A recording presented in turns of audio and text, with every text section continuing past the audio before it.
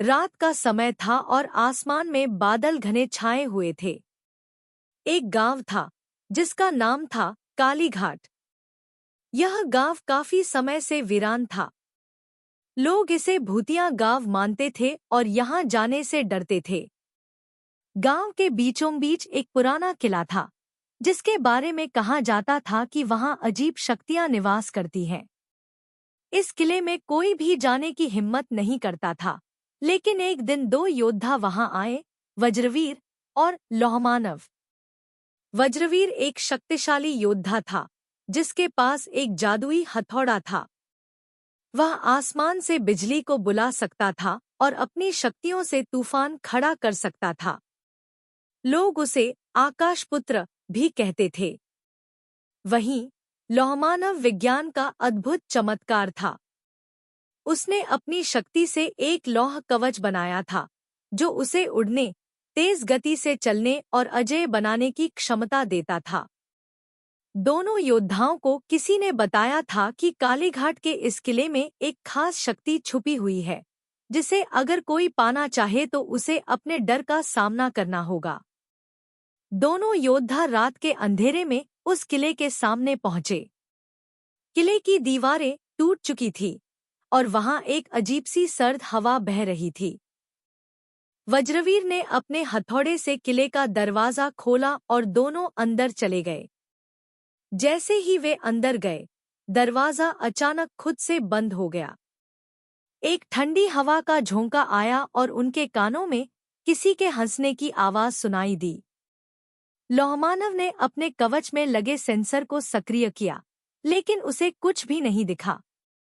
वज्रवीर ने कहा, यह जगह वाकई में अजीब है। मुझे लगता है यहाँ कोई शक्ति हमसे खेल रही है। लौहमानव ने जवाब दिया, हमें सावधान रहना होगा।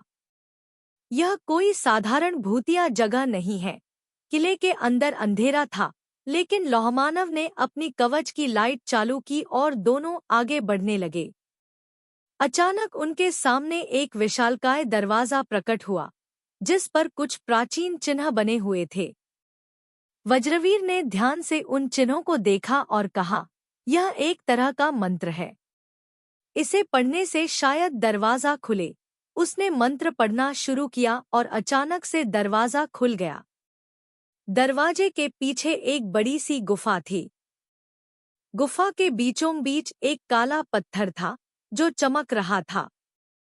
जैसे ही दोनों उसके पास पहुंचे, वहां अजीब सी आकृतियां उभरने लगी। वे आकृतियां डरावनी थी और उनकी आंखों में लाल चमक थी। वे आकृतियां धीरे धीरे आगे बढ़ने लगी और उनमें से एक ने कहा, तुम्हें यहाँ नहीं आना चाहिए था। यह शक्ति तुम्हारी नहीं है। वज्रवीर ने अपने हथौड़े को घुमाया और बिजली की एक चमक से उन आकृतियों को डराने की कोशिश की, लेकिन वे और भी अधिक संख्या में आ गईं। लौहमानव ने अपनी कवच से लेसर किरणें छोड़ी, लेकिन उन पर कोई असर नहीं हुआ। आकृतियां हंस रही थी और उन्होंने चारों ओर से उन्हें घेर लिया। लौहमानव ने कहा, हमारे विज्ञान और शक्ति का यहाँ कोई असर नहीं हो रहा। हमें कोई और तरीका खोजना होगा। वज्रवीर ने कहा, शायद यह शक्ति डर को समाप्त करने से जुड़ी है। हमें डर का सामना करना होगा। दोनों ने अपनी आंखें बंद की और अपने डर से सामना करने की कोशिश की।